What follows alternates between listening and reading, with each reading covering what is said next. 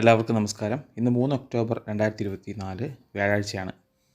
ഇന്നത്തെ pre market റിപ്പോർട്ടിലേക്ക് എല്ലാവർക്കും സ്വാഗതം. ഗിഫ്റ്റ് നിഫ്റ്റിയിൽ ഏകദേശം ഫ്ലാറ്റ് ആയിട്ടുള്ളൊരു ഓപ്പണിംഗ് ആണ് കാണിക്കുന്നത്. എങ്കിലും നമുക്കിന്ന് നെഗറ്റീവ് സെൻറ്റിമെൻറ്റ്സ് പ്രതീക്ഷിക്കാവുന്നതാണ് മാർക്കറ്റിൽ. ഇപ്പോൾ നടന്ന ഓപ്പണിങ്ങിൽ ഗിഫ്റ്റ് നിഫ്റ്റി 25,790, 25,800 ലെവലുകളിലാണ് ട്രേഡ് ചെയ്യുന്നത്. ഇന്നലത്തെ ഒരു പ്രധാനപ്പെട്ട വാർത്തയായിരുന്നു സെബിയുടെ പുതിയ മെഷേഴ്സ്, ഫ്യൂച്ചേഴ്സ് ആൻഡ് ഓപ്ഷൻസ് ഫ്രെയിംവർക്കിനെ സ്ട്രെങ്തൻ ചെയ്യാനായിട്ടുള്ള മെഷേഴ്സ്. നമുക്ക് ആ മെഷേഴ്സ് എന്തൊക്കെയാണെന്ന് ഒന്ന് നോക്കാം. സെബി ഈ മെഷേഴ്സ് കൊണ്ടുവന്നിട്ടുള്ളത് ഇക്വിറ്റി ഇൻഡെക്സ് ഡെറിവേറ്റീവ് മാർക്കറ്റിനെ സ്ട്രെങ്തൻ ചെയ്യാൻ വേണ്ടിയിട്ടാണ്. പ്രധാനമായും ഇൻവെസ്റ്റർ പ്രൊട്ടക്ഷനും മാർക്കറ്റ് സ്റ്റെബിലിറ്റിയാണ് സെബി ഇതിലൂടെ ലക്ഷ്യമിടുന്നത്. ആദ്യത്തേത് intraday monitoring of position limits. Speculative trading compact ചെയ്യാൻ വേണ്ടിയിട്ട് ഏപ്രിൽ 2025 മുതൽ സെബി ഇക്വിറ്റി ഇൻഡെക്സ് ഡെറിവേറ്റീവുകളിൽ ഇൻട്രാഡേ മോണിറ്ററിംഗ് കൊണ്ടുവരുന്നുണ്ട്. പൊസിഷൻ ലിമിറ്റുകൾ ഇൻട്രാഡേയിൽ തന്നെ മോണിറ്റർ ചെയ്ത്, അതായത് ഒരു ദിവസം എക്സ്ചേഞ്ചുകൾ റാൻഡംലി 4 വട്ടമെങ്കിലും പൊസിഷൻ സ്നാപ്ഷോട്ടുകൾ വെരിഫൈ ചെയ്തുകൊണ്ട് പെർമിസിബിൾ ലിമിറ്റ്സ് കംപ്ലൈ ചെയ്യുന്നുണ്ടോ എന്ന് ചെക്ക് ചെയ്യും. രണ്ടാമത്തേത് കോൺട്രാക്ട് സൈസിലുള്ള വ്യത്യാസമാണ്. അവരെ റീകാലിബ്രേറ്റ് ചെയ്യാൻ തീരുമാനിച്ചിരിക്കുകയാണ്. ഇൻഡെക്സ് ഡെറിവേറ്റീവ്സിൻ്റെ മിനിമം സൈസ് 15 ലക്ഷത്തിലേക്ക് മാറുന്നതായിരിക്കും നവംബർ 20 ഇതിലൂടെ ഹൈ ക്യാപിറ്റൽ ഉള്ളവർക്ക് മാത്രം സ്പെക്കുലേറ്റീവ് മാർക്കറ്റിലേക്ക് ഇറങ്ങാം എന്ന രീതിയാണ് സെബി ഉദ്ദേശിക്കുന്നത്. അടുത്തത് വീക്ക്ലി ഇൻഡെക്സ് ഡെറിവേറ്റീവ് റാഷണലൈസേഷൻ. ഇതിലൂടെ എക്സ്ചേഞ്ചുകൾക്ക് വീക്ക്ലി എക്സ്പയറിയുള്ള കോൺട്രാക്റ്റുകൾ ഒരു ബെഞ്ച് മാർക്ക് ഇൻഡെക്സിൽ മാത്രമേ നൽകാൻ സാധിക്കുകയുള്ളൂ. ഇതിലൂടെ സ്പെക്കുലേറ്റീവ് ട്രേഡിങ്ങും വോളറ്റിലിറ്റിയും കുറയ്ക്കാമെന്നാണ് സെബി ഉദ്ദേശിക്കുന്നത്. ഇത് നവംബർ 20 നിലവിൽ വരുന്നത്. ഓപ്ഷൻ പ്രീമിയം അപ്ഫ്രണ്ട് കളക്ഷൻ നിർബന്ധമാക്കുകയും ചെയ്തിരിക്കുന്നു സെബി ഈ സർക്കുലറിലൂടെ. മറ്റൊന്ന്, എക്സ്പയറി ഡേയിലുള്ള കലണ്ടർ സ്പ്രെഡ് റിമൂവ് ചെയ്തിരിക്കുകയാണ് സെബി. കലണ്ടർ സ്പ്രെഡ് എന്ന് ഉദ്ദേശിക്കുന്നത് ഒരേ അണ്ടർലൈയിങ് അസറ്റിൽ ബൈയും സെല്ലും ഒരേ സമയം, അതേസമയം വ്യത്യസ്ത എക്സ്പയറി ഡേകളിലുള്ളതിൽ എൻ്റർ ചെയ്യുന്നതിനാണ് കലണ്ടർ സ്പ്രെഡ് എന്ന് ഉദ്ദേശിക്കുന്നത്. ഈ സ്പ്രെഡുകൾ എക്സ്പയറി ഡേയിൽ എൻ്റർ ചെയ്യുന്നത് സെബി അതിന് എക്സ്ട്രാ മാർജിൻ നൽകുന്നതായിരിക്കില്ല. ഇത്രയുമാണ് പ്രധാനപ്പെട്ട SEBI futures and options rule updates. ഇനി നമുക്ക് നമ്മുടെ മാർക്കറ്റിലേക്ക് തിരിച്ചു വരാം. നമ്മുടെ മാർക്കറ്റിൽ നമുക്ക് കുറച്ച് സെഷനുകളിലേക്ക് ഒരു പുൾ ബാക്കാണ് പ്രതീക്ഷിക്കാവുന്നത്. തിങ്കളാഴ്ച ഒരു ഷാർപ്പ് സെൽ ഓഫിന് ശേഷം ചൊവ്വാഴ്ച പോസിറ്റീവായിട്ട് ഓപ്പൺ ചെയ്തെങ്കിലും മാർക്കറ്റ് മൊത്തത്തിൽ റേഞ്ച് ബൗണ്ട് തന്നെയായിരുന്നു. ചാർട്ടുകളിൽ ക്ലിയറായിട്ട് ഇൻഡിസിസീവ്നെസ് നമുക്ക് കാണാൻ സാധിക്കും. 25,650 സപ്പോർട്ട് ലെവലായിട്ട് ആക്ട് ചെയ്യും. അതേസമയം 26,000 മുകളിൽ ബ്രീച്ച് ചെയ്യുകയാണെങ്കിൽ അതൊരു അപ്വേർഡ് മൊമെൻറ്റം നിയർ ഫ്യൂച്ചറിൽ തന്നെ നമുക്ക് കാണാവുന്നതാണ്. 25,800 ലെവലുകളിൽ കൺസോൾട്ടേഷനാണ് നമുക്ക് നിഫ്റ്റിയിൽ ഇപ്പോൾ കാണാൻ സാധിക്കുന്നത്.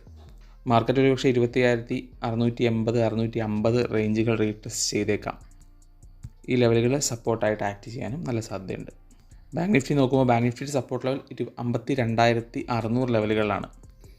അടുത്തതായി FIDI ഡാറ്റ നോക്കുമ്പോൾ ഓവർസീസ് ഇൻവെസ്റ്റേഴ്സ് നെറ്റ് സെല്ലേഴ്സ് ആയിരുന്നു. 5,579 കോടിക്കാണ് ഓവർസീസ് ഇൻവെസ്റ്റേഴ്സ് അതായത് FII സെല്ല് ചെയ്തിട്ടുള്ളത്.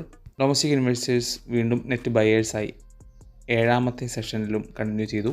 4,609 കോടി രൂപയ്ക്ക് ഡൊമസ്റ്റിക് ഇൻസ്റ്റിറ്റ്യൂഷൻ ഇൻവെസ്റ്റേഴ്സ് ബൈ ചെയ്തിട്ടുണ്ട്. അടുത്തതായി നമുക്കിന്ന് ന്യൂസിലുള്ള പ്രധാനപ്പെട്ട സ്റ്റോക്കുകൾ ഏതൊക്കെയാണെന്ന് നോക്കാം. നേരത്തെ പറഞ്ഞ F&O ഫ്രെയിംവർക്കിലൂടെ BSE, Angel One, IIFL securities, 5 പൈസ, ജിയോജിത്ത് എന്നിവ ഫോക്കസിലായിരിക്കും.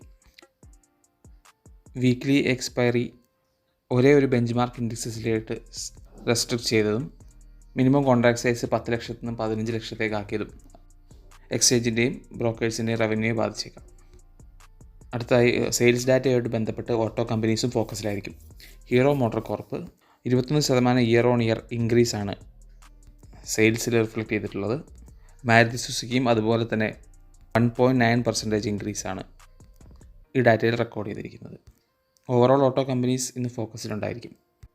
ഓറോബിന്ദോ ഫാർമയാണ് അടുത്ത ന്യൂസിലുള്ള കമ്പനി. ഈ കമ്പനിക്ക് US FDA അപ്രൂവൽ ലഭിച്ചിട്ടുണ്ട്. സെഫാഹെക്സലിൻ ടാബ്ലറ്റ്സിന് വേണ്ടിയിട്ടുള്ള US FDA അപ്രൂവലാണ് ലഭിച്ചിരിക്കുന്നത്. ഇൻഫെക്ഷൻസ്, മൈക്രോ ഓർഗാനിസംസ് കോസ് ചെയ്യുന്ന ഇൻഫെക്ഷൻസ് ട്രീറ്റ് ചെയ്യാൻ വേണ്ടിയിട്ടാണ് ഈ ടാബ്ലറ്റ് യൂസ് ചെയ്യുന്നത്.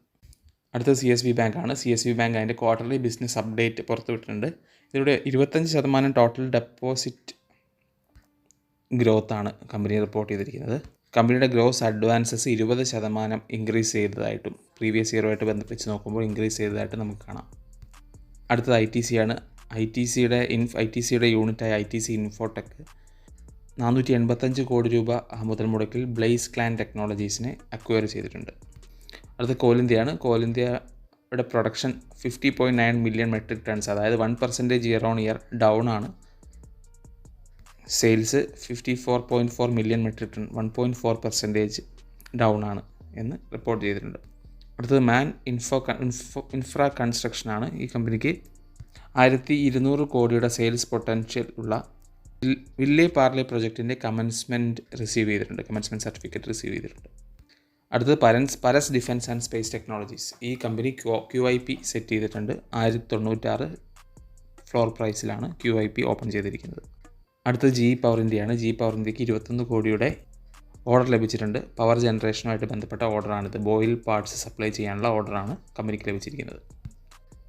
അടുത്തത് റിലയൻസ് ഇൻഫ്രയാണ്. റിലയൻസ് ഇൻഫ്രാസ്ട്രക്ചർ കമ്പനി 2930 രൂപ ഫോറിൻ കറൻസി ബോണ്ടുകൾ വഴി റേസ് ചെയ്യുന്നതായിരിക്കും. ഇത്രയുമാണ് ഇന്നത്തെ പ്രധാനപ്പെട്ട സ്റ്റോക്ക് ന്യൂസുകൾ. അടുത്തത് KNR ഹീറ്റ് എക്സ്ചേഞ്ച് ആണ്. ഇന്ന് ലിസ്റ്റിംഗ് ആണ്. ഈ കമ്പനി 214.42 ടൈംസ് ഫൈനൽ ഡേയിൽ സബ്സ്ക്രൈബ് ചെയ്തിരുന്നു. നമുക്ക് നല്ലൊരു ലിസ്റ്റിംഗ് ഗെയിൻ ഈ കമ്പനിയിൽ നിന്ന് പ്രതീക്ഷിക്കാവുന്നതാണ്.